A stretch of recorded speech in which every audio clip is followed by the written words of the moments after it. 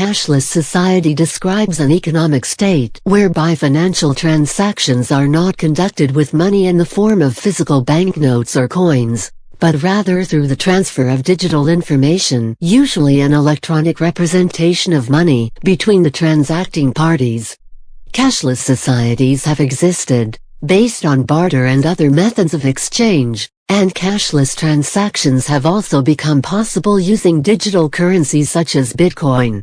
However, this article discusses and focuses on the term cashless society in the sense of a move towards, and implications of, a society where cash is replaced by its digital equivalent. In other words, legal tender money exists, is recorded, and is exchanged only in electronic digital form.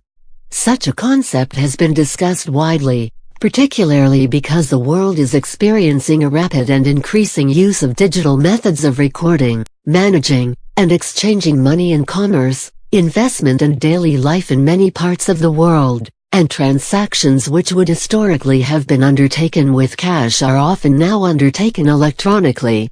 Some countries now set limits on transactions and transaction values for which non-electronic payment may be legally used. The trend towards use of non-cash transactions and settlement began in daily life during the 1990s, when electronic banking became popular.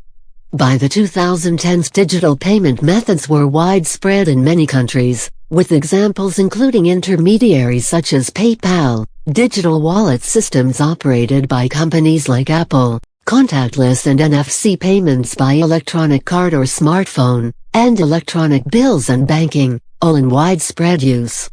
By the 2010s, cash had become actively disfavored in some kinds of transaction which would historically have been very ordinary to pay with physical tender, and larger cash amounts were in some situations treated with suspicion, due to its versatility and ease of use in money laundering and financing of terrorism, and actively prohibited by some suppliers and retailers, to the point of coining the expression of a war on cash.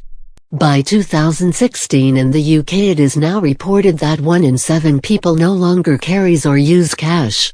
It has also been described as a highly controversial and at times a sinister or creepy move, and as a concept connected to negative interest rates, banking transaction tax, and a global taxation regime, since such a move would be both potentially useful and potentially socially dangerous, with widespread implications for society.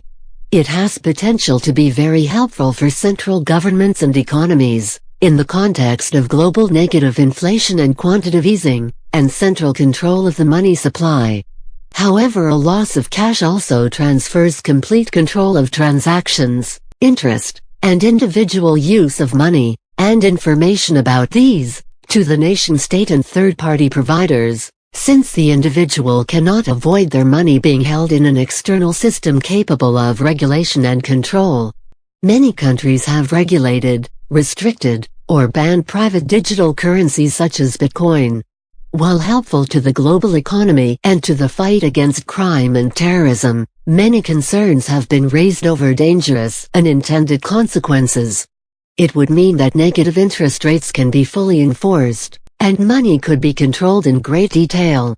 For example, some kinds of money might be set to expire and be worthless if not spent in specific ways or by specific times, or to devalue gradually.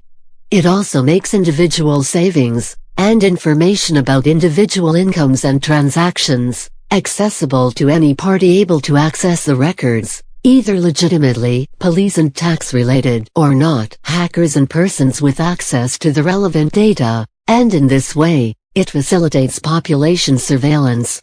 It also means that groups, individuals and causes could be deprived of cash by the simple expedient of preventing their access to cashless transaction media.